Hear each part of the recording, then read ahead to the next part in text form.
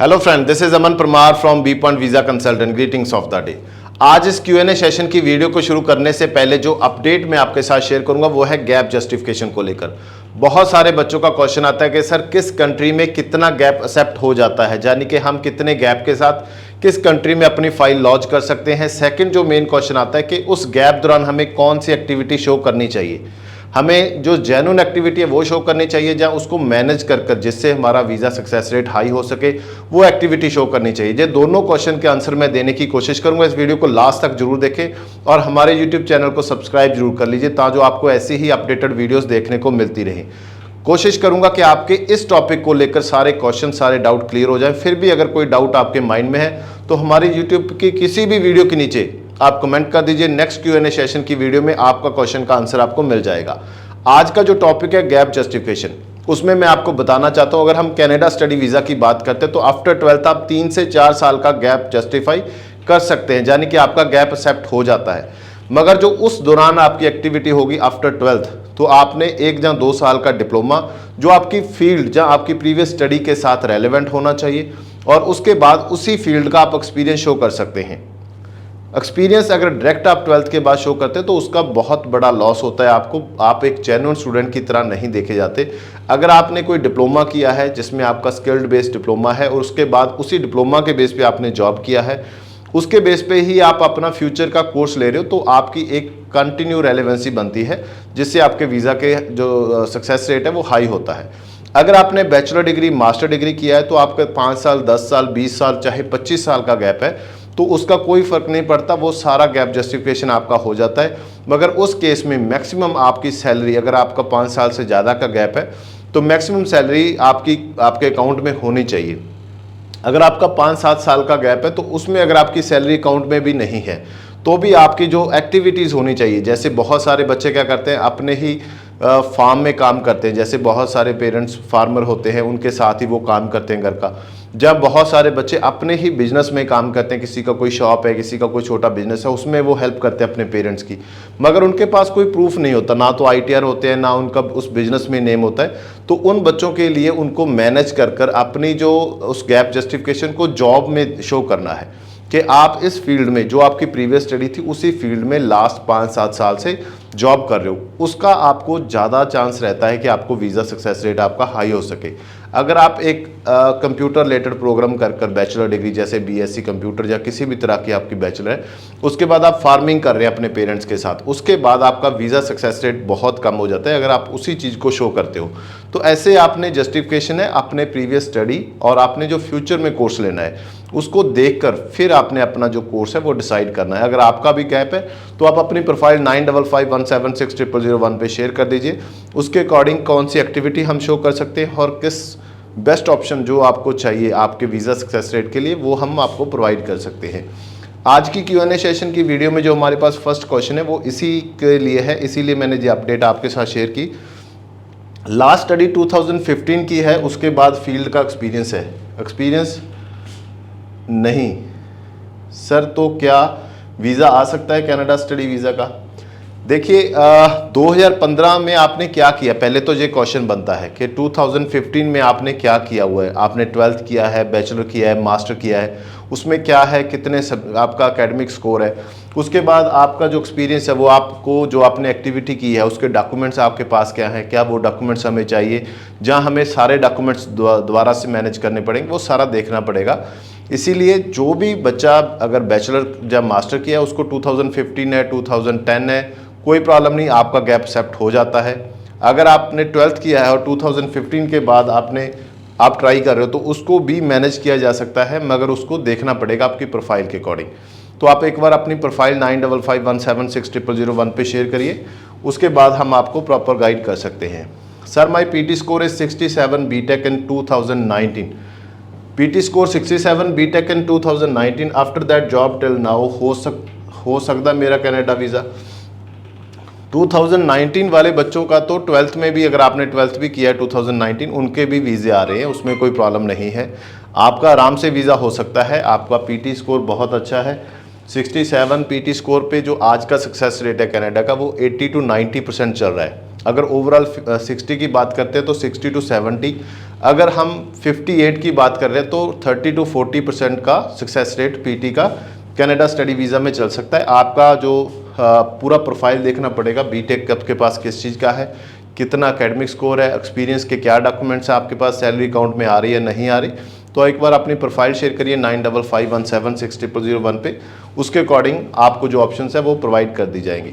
Sir 12th pass out 2021 art student 53% marks CBSE board 6.5 not less than 6 Canada study visa apply कर सकता है।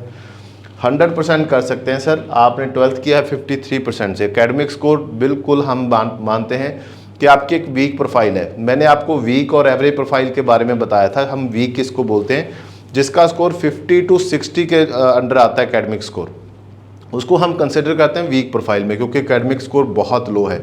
इसमें आपको location के बारे में भी सोचना पड़ेगा कि लोकेशन कौन सी लेनी चाहिए, कोर्स के बारे में भी सोचना पड़ेगा, हर चीज़ के बारे में सोचकर अपनी फाइल लगानी पड़ेगी। और आपका जो आयल स्कोर है इसमें बहुत अच्छा है, 6.5 नॉट लेस देन 6। एक्चुअली अगर 6 ईच भी आपके होते तो भी आपका वीज़ा सिक्योर हो सकता है कनाडा का आफ्टर 12th, मगर 6.5 नॉट लेस देन 6 ये आपका एक स्ट्रॉन्ग पॉइंट है जिसको हमें अच्छे से एक्सप्लेन करना होगा एसओपी में। और ये सारी चीज़ें क्या होती हैं कि आपको जब हम ऑप्शंस देंगे तो सारी चीज़ें आपको एक्सप्लेन करते हैं। तो आपका 100% हो सकता है। आप अपनी प्रोफाइल शेयर करिए 9551760001 पे। Sir, I got offer letter from York Village University with BBA in Project Management. I scored 90% in 12th with Commerce with Maths, and in IELTS overall 7 not less than 6 for April take 20. What are the chances of my visa? देखिए जीवांशु खत्री जी, आपको offer letter आ चुका है। आपकी profile बहुत अच्छी है, कोई issue मुझे इसमें नहीं लगता। सिर्फ आपने पासिंग ईयर नहीं बताया, आपका आइल स्कोर बहुत अच्छा है, चांसेस अच्छे हैं आपके 100% मैं आपको कहूँगा अगर आप फ्रेश पास आउट हैं। अगर आपका जो 90% स्कोर 2020 में है तो उसमें गैप डॉक्यूमेंट्स जरूर साथ में लगाइए ताकि आपको किसी तरह का प्रॉब्लम ना आए। I have recent refused on my visa and started online classes with positive refund policy. Positive refund policy मैं उस चीज़ को मान रहा हूँ जिसमें आप अगर आपका वीज़ा रिफ्यूज़ हो जाता है जैसे आपने बताया तो आपको सारी पेमेंट आपकी वापस आ रही है। Should I apply with enrolment letter and if yes what are the chance of get visa.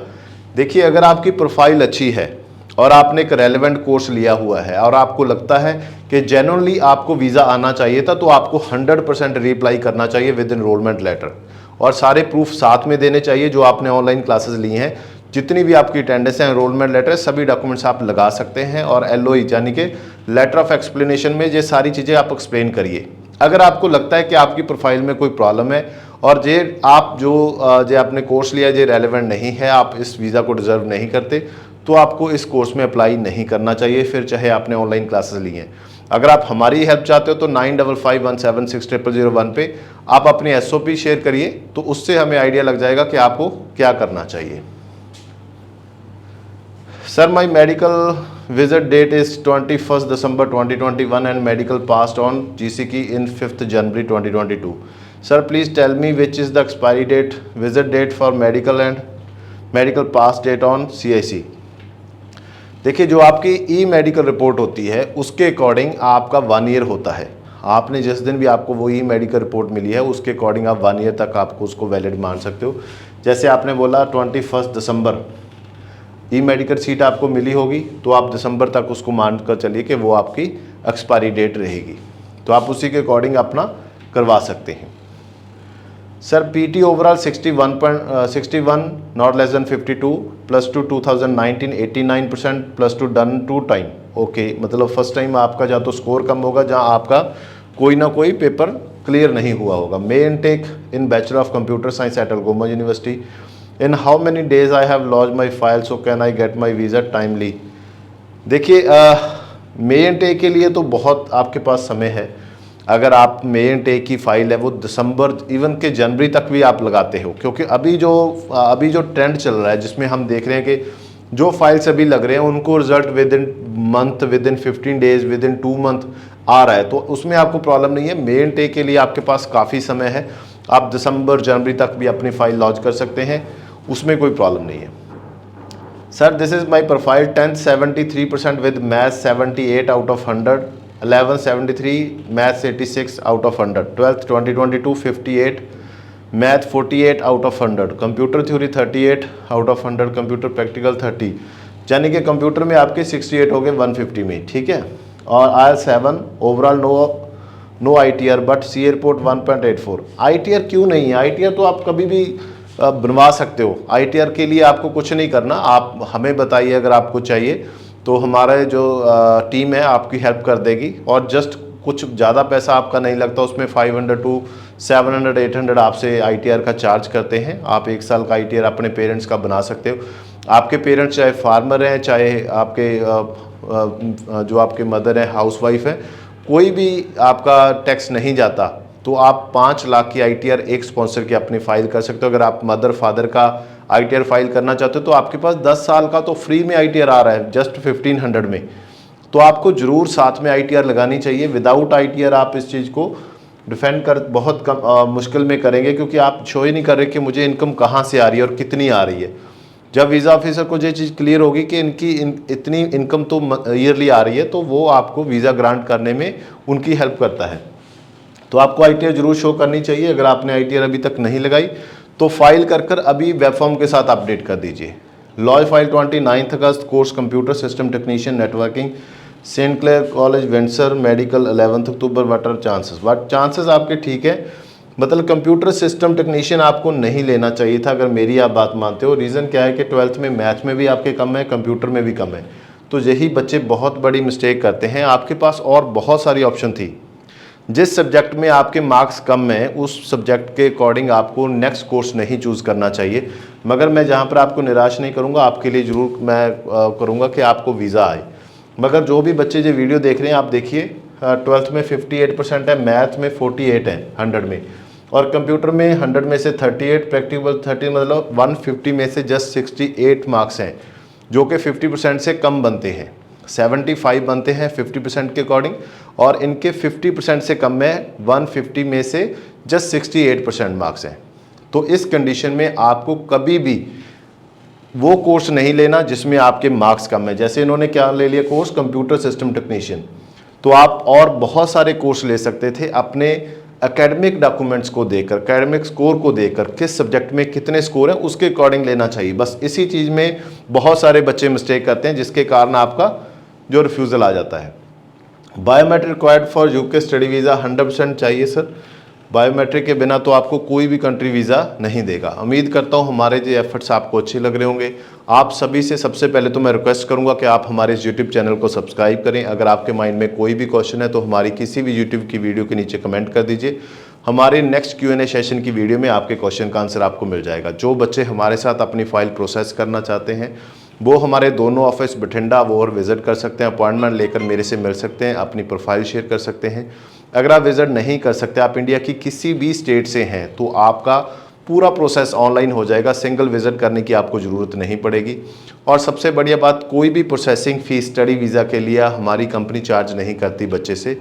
अगर आपकी फ़ाइल रिफ्यूज़ल है तो भी कोई नहीं है, अगर आपका फ्रेश केस है तो भी आपसे कोई प्रोसेसिंग फ़ीस चार्ज नहीं की जाती। और सबसे बढ़िया बात क्या है कि हमारे पास बहुत सारे गवर्नमेंट कॉलेज यूनिवर्सिटीज़ हैं जहाँ पर आप अपना ऑफ़र लेटर बिल्कुल फ्री, यानी कि 100% डिस्काउंट के साथ, जहाँ 70, 30, 50% डिस्काउंट के साथ भी आप अपना ऑफर लेटर अप्लाई कर सकते हैं। आप अपनी जो प्रोफाइल है वो शेयर करिए 9551760001 पे और हमारी टीम से बात करिए। पूछिए कि अगर आपकी प्रोफाइल पे वो अप्लाई करना चाहते हैं ऑफर लेटर, तो क्या उसमें कोई डिस्काउंट आता है या नहीं। डेली बेसिस पे जो भी डिस्काउंट्स लगे होते हैं, किस किस कॉलेज पे उनके ऑफर लेटर फीस पे डिस्काउंट लगा, वो हमारे social media accounts, Instagram, Facebook page सभी पे लगा रहता है। वीजा कंसल्टेंट के हमारे सोशल मीडिया अकाउंट्स हैं। आप ट्विटर को फॉलो कर सकते हैं, आप हमारे इंस्टाग्राम को फॉलो कर सकते हैं, आप हमारे फेसबुक पेज को लाइक कर सकते हैं। डेली बेसिस पे जो भी अपडेट आती हैं वो सोशल मीडिया अकाउंट पे आपको डेली बेसिस पे मिलती है। उम्मीद करता हूँ हमारे ये एफर्ट्स आपको अच्छे लग रहे होंगे। आप सभी से रिक्वेस्ट करूँगा कि आप हमारे इस यूट्यूब चैनल को सब्सक्राइब और इस वीडियो को लाइक और शेयर जरूर करें, ताकि हर बच्चे तक ये वीडियो पहुँचे। Thank you so much.